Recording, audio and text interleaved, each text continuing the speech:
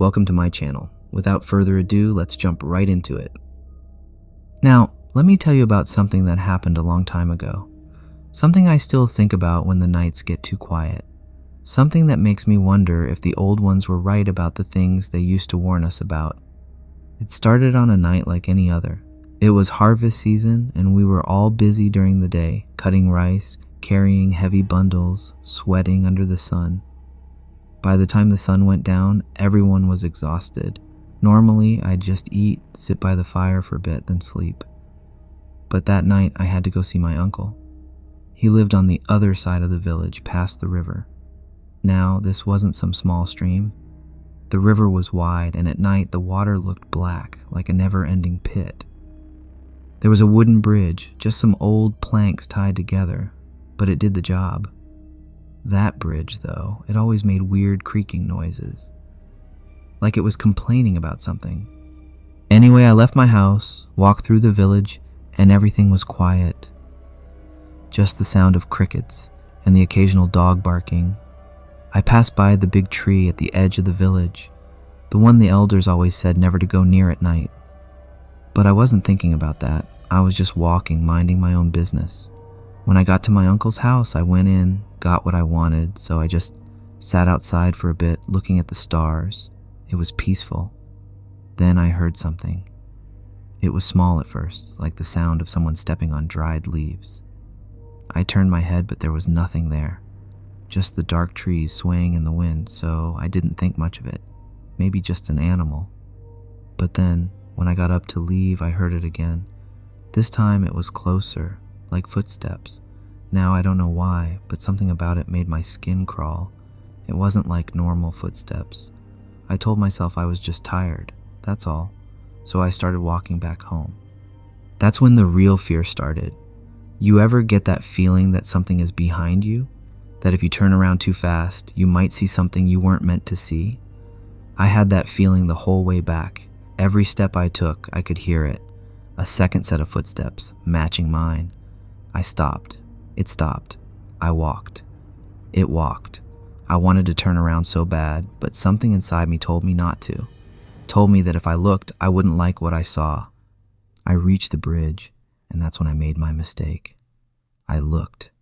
At first I didn't see anything, just the empty road behind me, the trees swaying, the stars shining. Then my eyes adjusted to the dark, and I saw her. She was standing just at the edge of the trees, barefoot on the dirt path. Her dress was old, torn at the edges, like she had been walking for miles. Her hair hung loose over her face, long and tangled. Too long. It reached past her knees, strands of it swaying even though there was no wind. Something about her didn't feel right. She wasn't moving, not breathing, just standing there. Then, very slowly, her head started to tilt. Not like a person, not like a curious child.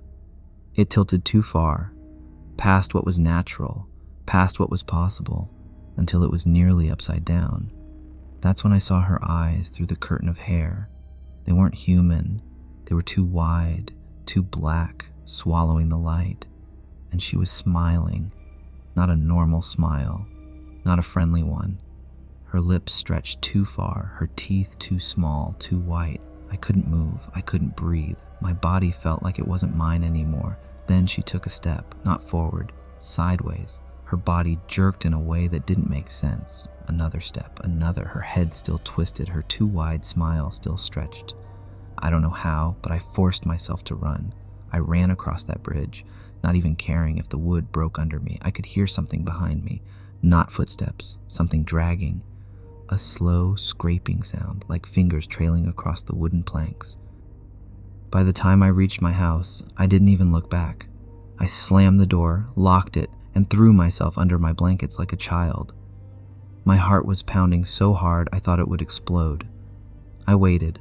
Nothing. Minutes passed, then an hour. Then finally, I started to think maybe I imagined it. Maybe I was just tired and my mind was playing tricks on me. Then I heard it. Knock, knock, knock, slow, steady, right on my door. I didn't move. I didn't breathe. Then I heard my mother's voice. "Son, open the door. Why did you lock it?" Now here's the thing. My mother had been gone for 3 years. I wanted to cry. My body was shaking so bad, but I didn't move, didn't answer. The knocking continued. "Son, it's cold outside. Let me in." The voice was soft, almost pleading, but I knew, deep inside, I knew that wasn't my mother. I stayed under my blanket, my body frozen. The knocking went on for what felt like forever. Then, just when I thought I couldn't take it anymore, silence.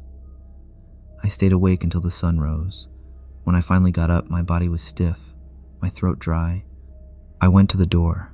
There were no footprints outside, no sign that anyone had been there, but on the wooden door there were 3 long, deep scratches, like something with claws had been there. I wish I could say that was the end of it, that I woke up the next morning, shook it off, and life went back to normal. But it didn't. The next night I woke up to a smell so strong it made my stomach turn. It wasn't just bad, it was wrong. You ever come across something dead in the woods? Some poor animal, rotting under the sun, its body bloated, skin peeling, flies buzzing all over it? It was like that, but worse. It smelled like something old, something that had been sitting out for too long, soaking in the heat, letting the stink sink into the dirt. Except the smell wasn't coming from far away. It was right outside my bedroom wall. At first I thought maybe a stray dog had died near the house, but then I heard it, breathing, slow, heavy, wet, like something struggling to take in air, its lungs too ruined to work properly. It was right there, just on the other side of the wall, so close I could almost feel the heat of it.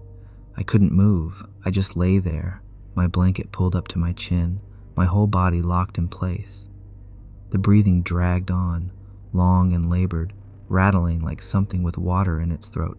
Then, scrape. Something dragged against the wood, a long, slow scrape like nails or claws, raking across the outside of my wall. It started near my head, then moved lower, slow, deliberate, like it was feeling for something. I shut my eyes, praying to anything that would listen. I don't even remember what I was saying, just mumbling under my breath, my lips shaking so bad I was surprised the words even came out. The breathing got louder. It was right there, right outside. Then, silence. The smell was still there, thick and suffocating, but the breathing had stopped. I didn't move, didn't dare to check. And just when I thought maybe, just maybe, it was finally over, I heard it. A whisper, not words, just a sound. A dry, raspy exhale, like something laughing without breath. Then, light footsteps, slow, fading, and finally the smell started to disappear, drifting away like fog in the morning. I lay there, shaking, my body covered in cold sweat. I didn't sleep for the rest of the night. I never walked that way at night again. And you know what? Sometimes, even now, when the night is too quiet, I swear I can still hear that knocking. Knock, knock, knock. Thank you for listening to this video. I'll see you in the next one.